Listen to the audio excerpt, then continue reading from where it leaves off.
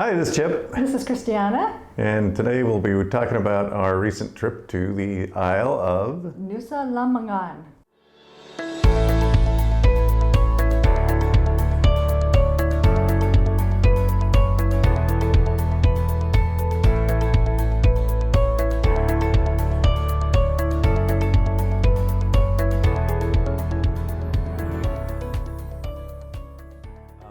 We're filming from inside today because we've had some technical difficulties. We've been thwarted at every move, beginning yesterday when the power went out. We thought rather than stay here, we would head out. So we called a Grab. Like Uber. And as we were driving down our short little lane, we saw a group of people gathered around the transformer box. And they were looking at about a 10-foot python that had been slithering across the power lines and apparently didn't make a very good connection. It was shocking to see. Yeah, snakes don't conduct electricity particularly well, apparently. Yeah, it was awful. That was that, and then the folks next door are putting a new roof on the buildings at their villa, so it's loud outside. So ergo, we are inside. The reason we wanted to go to this island is because we'd been hearing that it was just a lovely step back in time that is reminiscent of Bali maybe 20 years ago. So way less motor traffic, scooters, but not very many cars, and just a much more peaceful vibe. It's about a 35-minute ferry boat ride away, so it's enough of a distance to really get a change in scenery and environment, both physically and metaphorically and metaphysically. So anyway, so that brought us to the ferry dock. And after we took the ferry and landed and spoke with other people, there is no dock. There is no dock. There are a dozen or so different boat lines. You're getting on the boat from the beach. And I'm wearing this little dress similar to this one. And I think it was, the waves were maybe soaking 6 inches of my skirt. I mean, it was pretty high, and this is a short skirt. So be prepared to just really get drenched. Don't wear your good shoes, wear your wading shoes, or no shoes at all would probably be best. Yeah, and it is, I mean, the step onto the first boat was only about a 4-inch square, so it's a moving target. Yeah. And they grab you tight and make sure that you get on safely. Yeah.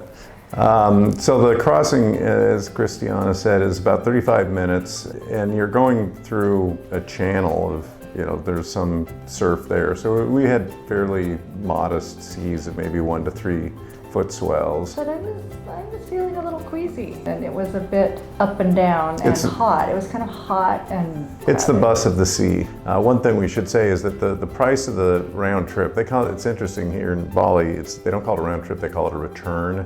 So the price for a return, which means both ways, is between $25 and $45 per person. It does include the pickup from your hotel and then the drop off at if you're staying in Lembongan, door to door. Home, door to door too. Yeah. So that's a nice service. Yeah. So we get to the point of arrival, and we did get hooked up with what do you call those things? Like a tuk-tuk. Tuk-tuk. So you clamber in with your bags and whoever else is going in that neighborhood, and off it goes. And so we were the first stop, but we didn't know that. So it comes up this rickety hill and then backs down, just creaking. This little nasty little gravelly, rutted road. And it just seemed like the brakes weren't going to hold. We're just at an angle. And then he told us that was our spot.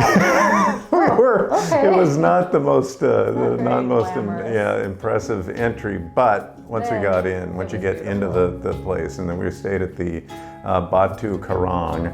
And it's a really lovely place, and it's built on a steep cliff. When we arrived, we went down this long set of stairs to the arrival area where the reception folks brought us a nice cooling beverage. Yeah, it was like apple juice and mint or something. Yeah. It was really refreshing. Whenever you check into a hotel here, you're always giving them your passport, and it's sort of a long, involved process. But by the time we were done, the room was just about ready for us to go to. So then we got our tour of the room back up actually, I think we took a golf cart. Took a golf cart up there. Took those up and down, I think, once. Once we walked, it was really good for the calves. Yes. So yeah, it was a lovely room. As you can see here, nice view of the little harbor there, and the beach is where the boat comes in, where we disembarked. Outdoor shower, mosquito netting for the bed, although we didn't really have any mosquito issues. We're only there for one full day, so we arrived Thursday afternoon, we're there all day Friday, and then left Saturday early afternoon. We booked through the hotel a snorkeling trip with a group for about 20 bucks a person, or you can do it as a private tour for 40 bucks a person. We took two boats. One was the correct boat, one's the wrong boat. You'll see that at the end of the... You'll see that at the end if you stay around for the outtakes. Our mistake.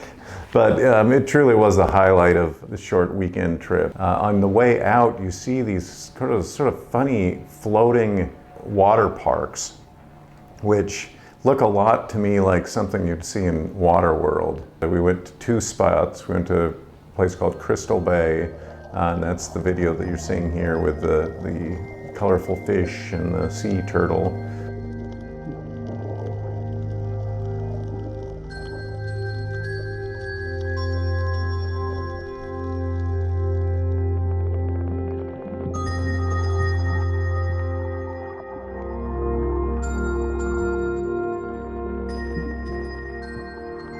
The other place we went was Manta Bay. Manta Bay, and we felt like the only ones out there.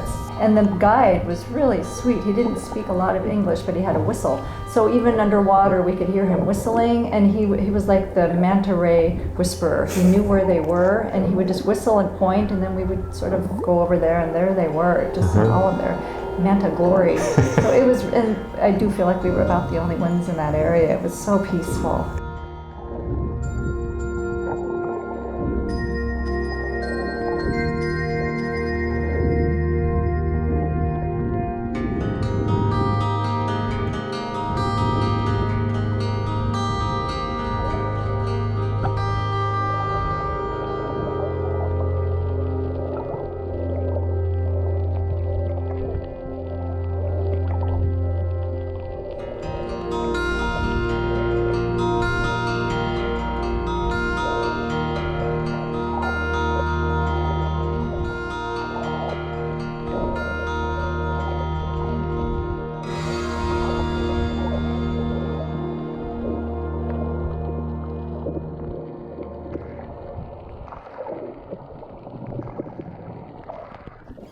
So then after that, we came back and took a walk along the shore for sunset. Sunsets are really early here.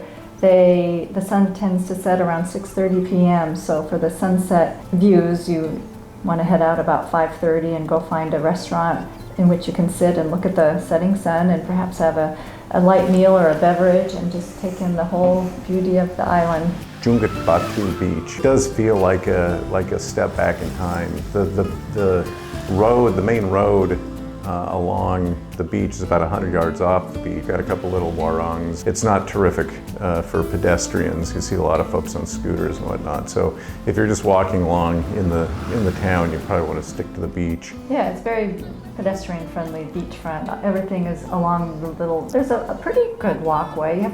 You're on the sand part of the time and on a walkway part of the time. And you have to just be aware of the ropes from the boats that are moored there, because when the tide goes out, the boats are sitting on the sand and the ropes can be about 6 inches off the ground, tethered into the anchor that they're attached to. So if you're not paying attention, you could tumble.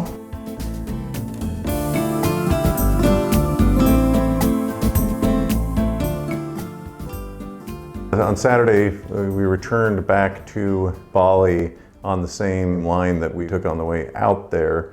Some of these people who are on this boat are on multi-day, if not week trips, and so they've got all of their stuff that they came from Europe or wherever, and it's just watching these porters drag this stuff onto the boat and not get it wet. I mean, those waves are huge. Yeah, and they manage. It's pretty impressive. Final thoughts? Final thoughts. Kind of put you on the spot there. Yeah, it's an easy trip. A lot of people do it for a day from Sandor. It's very easy to get over, and it's just a delight once you're over there. Our next trip is going to be in about a month for her birthday to Kyoto, and so we'll have some. I wanted to see Kyoto. Yes, and so you shall. All right. All right. So stay tuned, and thank you for watching this. If you have comments, we love hearing from you. Thanks a lot. All right. Bye-bye. See ya.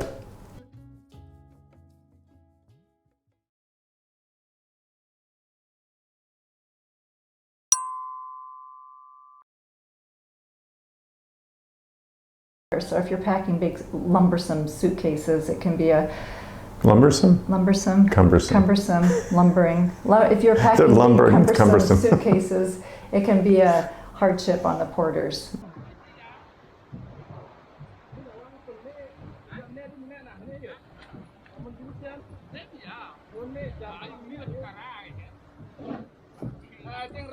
Oh, wrong boat!